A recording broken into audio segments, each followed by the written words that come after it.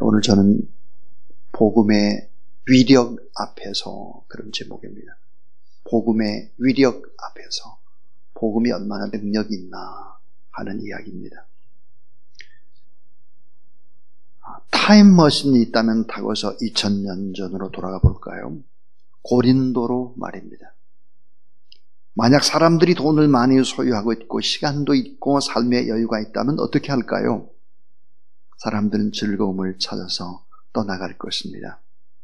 미국에서는 뉴욕이나 라스베가스로 갈 것이고 한국에서는 강남이나 압구정동이나 삼성동으로 몰려갈 것입니다.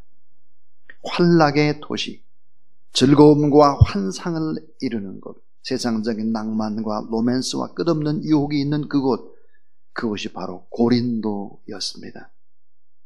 많은 사람들이 고린도로 몰려가서 삶의 순간을 즐기고 탕진을 계속하고 있었습니다. 그러나 단 한 사람, 오직 한 사람만은 그럴 수 없었습니다.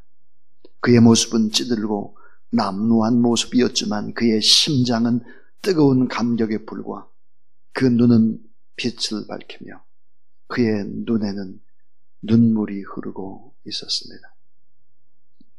그런 열망하는 소망 한 가지가 있었습니다. 그것은 로마에 가고 싶은 꿈이었습니다.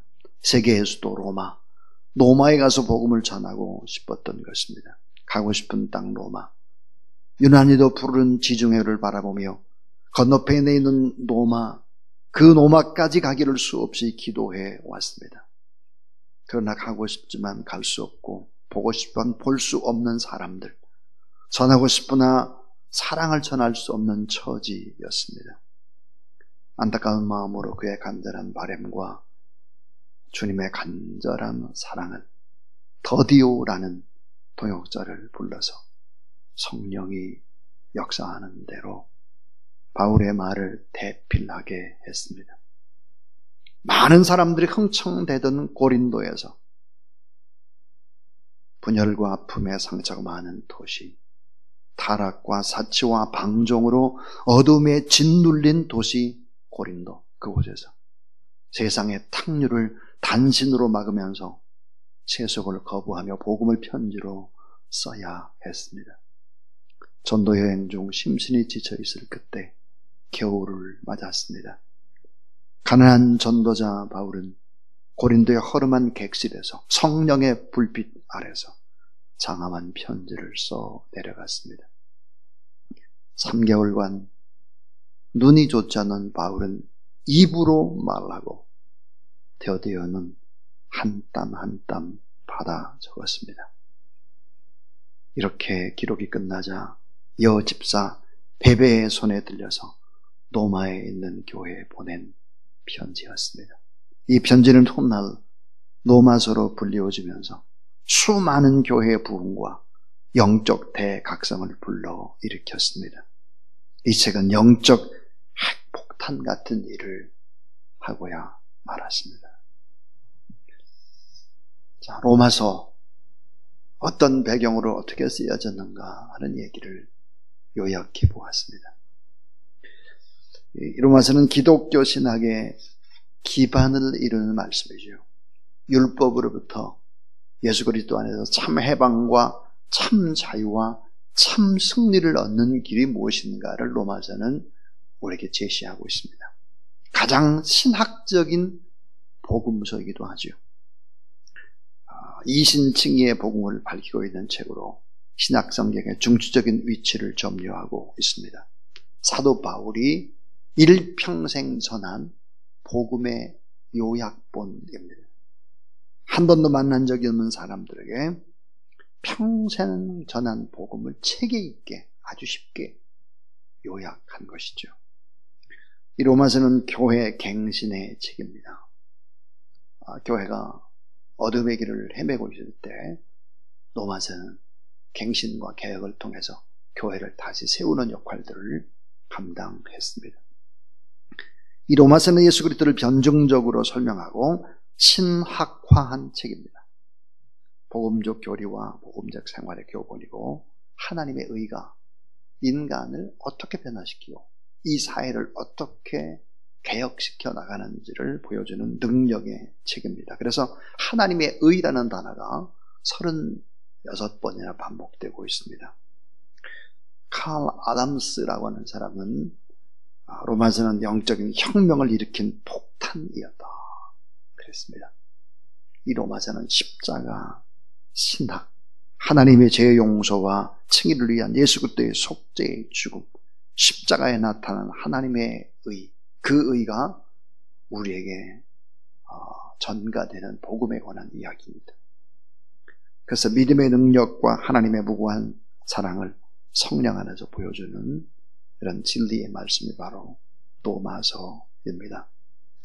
오늘 이 로마서 가운데 복음의 위력이 얼마나 엄청난 다이너마이트 같고 핵폭탄 같은가 하는 것들을 보여줍니다.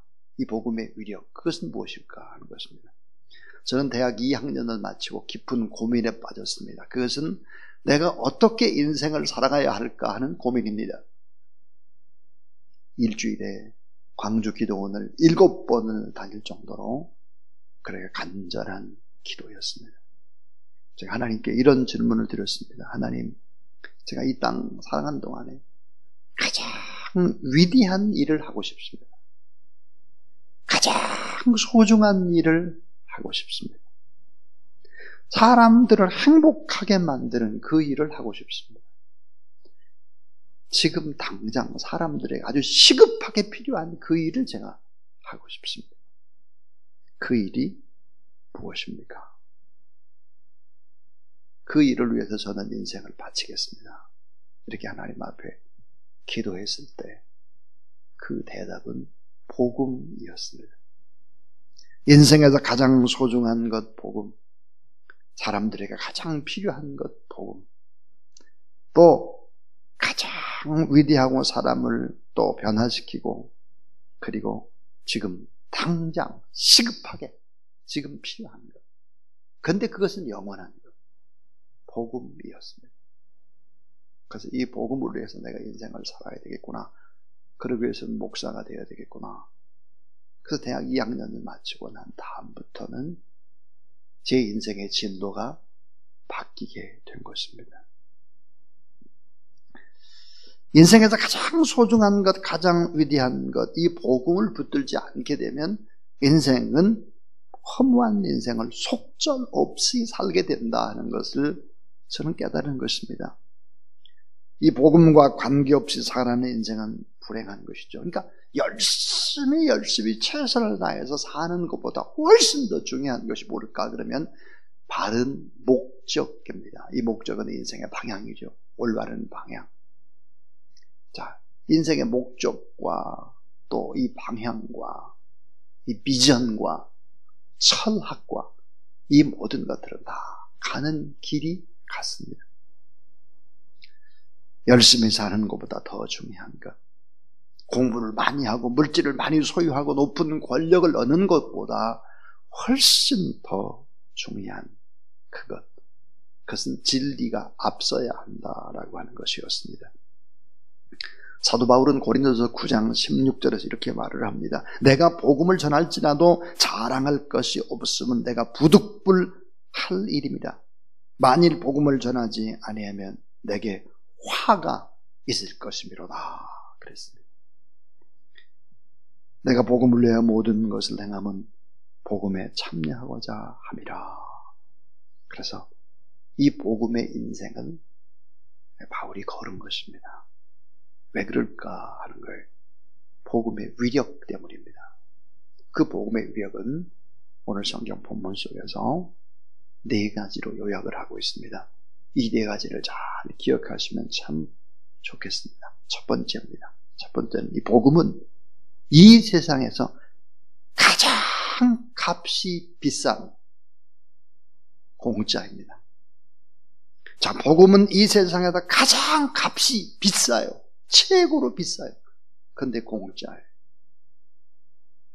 구원은 하나님의 은혜로 받는 공짜입니다.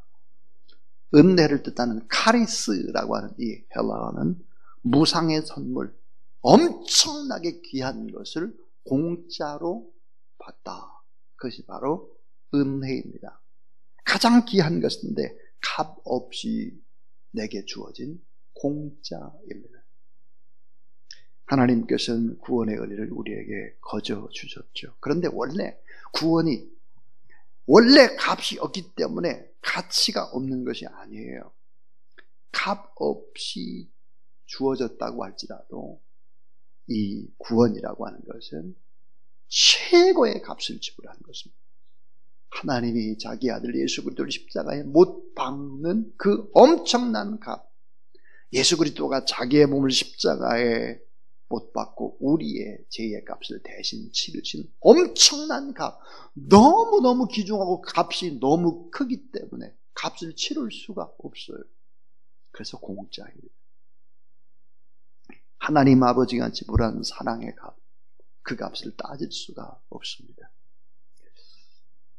전 대학을 다니면서 성경을 많이 읽고 또 대학 1학년 때부터 성경 공부를 하고 또 공부를 시작하기 전에 대학에서 아침마다 일찍 가서 기도회를 하고 그렇게 했습니다.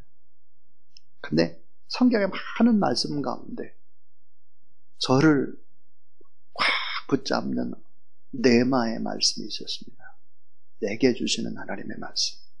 그것은 로마서 5장 8절입니다.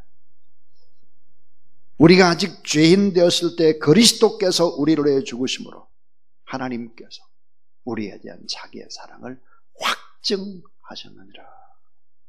우리가 아직 죄인 되었을 때, 내가 죄인이었을 때 그리스도께서 나를 위해 죽으심으로 하나님께서 나에 대한 자기의 사랑을 확증하셨느니라. 이 말씀이 물 밀듯이 내 가슴에 밀려오기 시작을 하면서 하나님의 사랑을 깊이 알기 시작했습니다. 자기 아들을 아끼지 아니하시고 우리 모든 사람을 위해 내주시니까 어찌 그 아들과 함께 모든 것을, 참 좋은 것을 은사로 주시지 않겠느냐. 아들을 통째로 줬는데 뭘 안 주겠느냐. 그런 하나님의 말씀. 너희가 그 은혜를 인하여 믿음으로 말미암아 구원을 얻었나니 이것이 너에게 난 것이 아니요 하나님의 선물이라. 긍휼이 풍성하신 하나님이 따라하세요. 우리를 사랑하신 그 큰 사랑을 인하여 허물로 죽은 우리를 그리스도와 함께 살리셨고 너희가 은혜로 구원을 얻은 것이라. 그러니까 복음은 이 세상에서 가장 비싼 것인데 공짜입니다. 공짜로 우리에게 값없이 주어진 것이다 하는 것입니다. 자, 이 구원의 복된 소식, 이 복음은 하나님의 은혜로 우리에게 무상으로 값없이 주어졌습니다. 근데 하나님께서 우리에게 요구하는 것은 우리가 열심히 선행이나 이런 것이 아니라 믿음이었습니다. 예수 그리스도의 십자가에 죽으심으로 말미암아 구원받을 수 있다라고 하는 이 사실을 믿을 때 우리는 하나님의 자녀가 되는데, 성경에 보니까 은혜의 하나님께서 믿음조차도 하나님이 주시는 것이다. 믿으시기 바랍니다. 받을 만한 자격이 전혀 없는 무자격자에게 너무나 큰 선물, 은혜도 주실 뿐만 아니라 이것을 믿을 수 있는 믿음도 하나님이 주신다 하는 거죠. 하나님 앞에서 겸손한 사람은 권리는 없고 의무만 생각하는, 내가 참 빚을 졌구나 이렇게 생각하는 사람인 것이죠. 오늘 본문의 말씀. 자, 두 번째 이야기입니다. 두 번째는 이 복음은 빚진 자의 마음을 가진 이런 사람을 통해서 증거됩니다 하는 거예요. 이 복음은 빚진 자의 마음을 가진 자, 그 사람을 통해서 증거되는 것이다. 빚진 자의 마음을 가진 자. 이 빚진 자의 의식을 가진 그런 겸손한 자를 통해서 복음은 증거되는 것이다 그랬습니다. 자, 빚진 자 그랬습니다. 빚진 자가 뭡니까? 채무자예요. 남한테 돈을 꾼 채무자입니다. 빚쟁이지요. 내가 빚을 졌다라는 그런 생각. 내가 빚을 꼭 이 빚은 꼭 갚아야 된다는 의무. 이걸 가진 사람은 어때요? 빚진 자니까 겸손할 수밖에 없다 하는 거죠. 오늘 로마서 1장 14절의 말씀을 보십시오. 14절에 보면 헬라이나 야만이나 지혜 있는 자나 어리석은 자에게 다 내가 빚진 자라 그랬어요. 헬라인이나 야만이나 지혜 있는 자나 어리석은 자에게 다 내가 빚진 자라 그랬습니다. 다. 예수 그리스도 안에서 은혜를 받고 구원함을 받고 나서 십자가 앞에 서게 되면 내가 다 하나님의 은혜로 됐을 뿐만 아니라 내가 정말 많은 사람의 도움을 받았구나, 내가 정말 빚진 자구나, 이런 생각을 할 수밖에 없는 거예요. 플라톤이 이렇게 말했습니다. 최고의 권력은 최고의 부패를 가져온다 그랬습니다. 최고의 권력은 최고의 부패를 가져오는 것입니다. 왜 그럴까요? 자, 최고의 권력은 최고의 부패를 가져온다. 왜? 교만하니까. 교만하니까. 참, 청와대나 여당이나 야당이나 힘을 가진 자나 검찰이나 다 하나님 앞에서 최고의 권력은 최고의 부패를 가져오죠. 교만 때문인 것입니다. 뭐예요? 빚진 자의 심정이 없기 때문이에요. 나된 것이 하나님의 은혜고 내가 이렇게 된 것이 수많은 사람들의 도움이고 나 같은 사람이 어떻게 이런 자리에 설 수 있나? 나 같은 사람이 어떻게 주의 일을 할 수 있나? 나 같은 사람이 이런 생각을 해야 되는 것이죠. 빚진 자의 심정 참으로 버겁습니다. 항상 죄인의 의식을 가지고 있죠. 눌려있고 부담이 있습니다. 큰 소리 칠 수가 없어요. 강한 책임감을 가질 뿐인 것이죠. 사도 바울은 복음을 머리로 알지 않았습니다.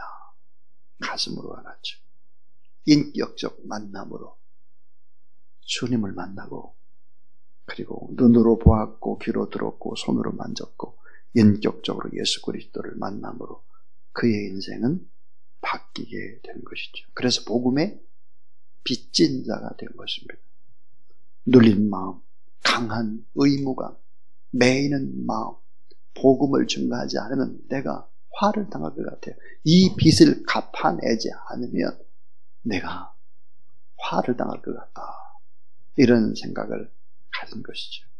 빚진 자는 보상을 기대하지 않고 당연히 해야 할 것을 의무감으로 책임감을 가지고 일하는 것입니다. 목회자들 마찬가지죠. 마찬가지. 본래가 뭘 좀 했다, 말도 안 되는 초짜입니다. 나 같은 사람을 써주시는 하나님 앞에 너무 감사하고, 복음에 빚진 마음을 품지 않은 사람은 뭐가 없느냐? 긍휼이 없어요. 긍휼. 불쌍히 여기는 마음이 없어요. 하나님을 향한, 이웃을 향한 눈물이 없습니다. 찬송가 149장 1절에 보면 주 달려 죽은 십자가, 우리가 생각할 때에 세상에 속한 욕심을 헛된 줄 알고 다 버리네 그랬습니다. 전 이 4절을 부르면서 참 많이도 하나님 앞에 울었습니다. 온 세상 만물 가져도 주 은혜 못다 갚겠네.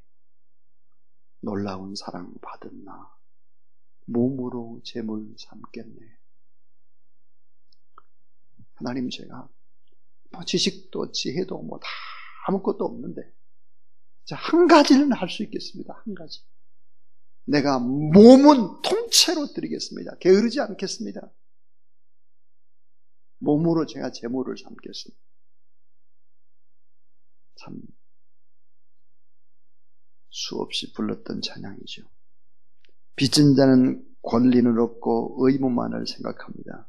주십시오가 아니라 갚게 해 주옵소서, 고쳐 주옵소서가 아니라 저를 써 주시옵소서, 뭐 해 주시옵소서가 아니라 저를 받아 주시옵소서, 베풀어 주소서가 아니라 이루실 줄을 믿습니다. 복음에 비친 자는 기도가 바뀌고, 주님 내가 여기 있사오니 나를 써 주소서. 나 무엇과도 주님을 바꾸지 않으리. 이런 마음으로 하나님 앞에 서는 사람들, 이런 빚진 자의 의식을 가진 사람을 통해서 복음이 증거된다 하는 거예요. 세 번째 이야기는, 복음은 구원을 주시는 하나님의 능력입니다. 따라하세요. 복음은 구원을 주시는 하나님의 능력. 이게 뭐냐면 복음에는 하나님의 능력이 담겨져 있다는 거예요. 이 복음에는 구원의 기적이 담겨져 있다는 거예요. 그래서 이 복음에는 변화의 기적, 모든 벽을 깨부수는 허무는 기적, 편견을 극복할 수 있는 기적. 그래서 이 복음을 전하고 복음을 증거하는 사람이 가장 행복한 변화의 기적을 맞이한다. 로마서 1장 15절이에요. 그러므로 나는 할 수 있는 대로 로마에 있는 너희에게도 복음 전하기를 원하노라. 로마서 1장 16절. 내가 복음을 부끄러워하지 아니하노니 이 복음은 모든 믿는 자의 구원을 주시는 하나님의 능력이 됨이라. 먼저는 헬라인에게요, 그리고 유대인에게도 하다. 그렇게 했는데, 이 복음을 우리가 생각할 때 이렇게 생각을 해요. 강한 자가 약한 자의 복음을 쉽게 전할 수 있다고 생각을 합니다. 다시 말하면 유식한 자가 무식한 자에게 복음을 쉽게 전할 수 있겠다 이렇게 생각하죠. 부자가 가난한 자에게 복음을 전하기가 쉽을 것 같고, 힘 있는 권세자가 나약한 자에게 복음을 잘 전할 것 같은데 그렇지 않습니다. 반대입니다. 반대. 유식한 자, 부자, 힘 있는 권력 있는 자, 이런 사람이 복음을 쉽게 증거할 것 같은데 반대예요. 반대. 성경은 그 반대라고 말을 합니다.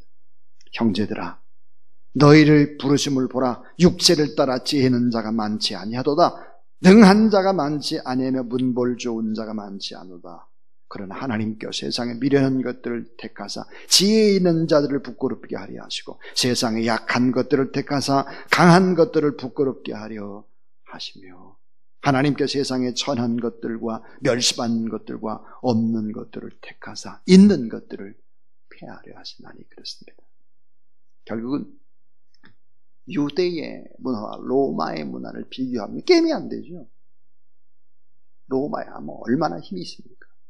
그런데 결국은 복음이 로마를 점령하고 마는 것이죠. 왜? 복음에는 하나님의 능력이 있기 때문입니다. 마지막 제일 중요한 네 번째입니다. 오늘 설교 말씀의 핵심은 바로 네 번째인데요. 이 네 번째가 뭘까? 복음은 따라하죠. 축복의 종합 선물 세트다. 이 복음은 축복의 종합 선물 세트입니다. 예수 그리스도를 믿게 되면 구원받느냐, 이걸로 끝나느냐? 그렇지 않아요. 거기엔 뭐가 있느냐? 플러스 알파가 있습니다. 하나님이 숨겨놓으신 프로그램이 있어요. 프로그램. 이 복음은 축복의 종합선물 세트와 같아요. 영원히 구원받는 것으로 끝나지 않고 거기에 플러스 알파가 있다는 거예요. 하나님의 프로그램이 있어요. 예수 그리스도를 믿다 보면 영혼이 달댐처럼 범사가 잘 되고 강건하고, 그리고 여러 가지 삶의 기쁨과 감사와 평강과 행복과 주변의 사람들과 함께 나누는 은혜가 있고 다 그런 거예요. 그래서 축복의 종합 선물 세트예요. 제 얘기가 아니고 스펄전의 이야기입니다. 왜 그럴까? 이 복음에는 하나님의 의가 나타나기 시작합니다. 하나님의 의. 하나님의 의가 나타나니까 불의가 사라지기 시작해요. 복음이 증거되면. 불의가 사라지니까 어때요? 마음과 영혼과 가정과 사회가 개혁되기 시작한 거예요. 왜? 어둠이 물러가니까요. 무질서가 물러가니까요. 불의가 떠나가니까요. 점점점 좋아지는 거예요. 왜? 복음에는 하나님의 능력이 있기 때문이죠. 죄 용서받고 저주에서 자유케 될 뿐만 아니라, 갈라디아서에 보니까 예수 그리스도의 복음은, 예수 그리스도를 믿게 되면 어떤 일들이 벌어지냐? 두 가지 일이 벌어진다고 그랬어요. 하나는 어때요? 아브라함의 복을 받아요. 아브라함의 복. 아브라함의 복이 뭐야? 생육 번성 충만이에요. 잘 되는 복이에요. 가정이 잘 돼요. 거기에다가 뭘 더 받느냐? 성령의 충만한 성령의 복까지 받게 된다 그래요. 성령이 뭐죠? 성령의 생기예요. 성령은 뭐야? 보혜사입니다. 우리를 지키시고 보호하시고 바른 분별력과 판단력을 주는 것이죠. 그러니까 복음은 어때요? 바로 축복의 종합 선물 세트가 되는 거예요. 이 복음을 증거하고 이 복음을 위해서 살아야 된다. 따라하세요. 우리는 빚진 자입니다. 하나님의 은혜, 하나님의 사랑에 다 빚진 자. 하나님께로부터 돌아보십시오. 우리의 어머니, 아버지로부터, 곁에 있었던 우리의 선생님들로부터, 또 목회자들로부터, 선교사님으로부터, 또 나를 위해 눈물로 기도해 주던 주변의 많은 사람들로부터 다 빚지고 있습니다. 로마서 1장 17절 복음에는 하나님의 의가 나타나서 믿음으로 믿음에 이르게 하나니 기록된 바 오직 의인은 믿음으로 말미암아 살리라 함과 같으니라. 오늘도 여러분 이 복음의 위력 4가지 얘기를 했습니다. 복음. 이 세상에서 가장 값이 최고로 비싼 하나님이 자기 아들을 내주시고 우리 아들, 딸을 삼았으니까요. 가장 값비싼 것인데 공짜다. 내가 이렇게 큰 사랑을 받고 빚진 자라고 하는 이런 자각을 할 때 그런 사람들을 통해서 복음이 증거되기 시작하는 것이다. 이 복음은 구원을 주시는 하나님의 능력이 담겨져 있다. 이 복음은 축복의 종합 선물 세트와 같다. 그래서 이 복음을 위해 살고 복음을 위해서 죽고 복음 증거를 위해서 아름답게 헌신하는 저와 여러분 우리 모두 다 될 수 있길 주의 이름으로 축원합니다.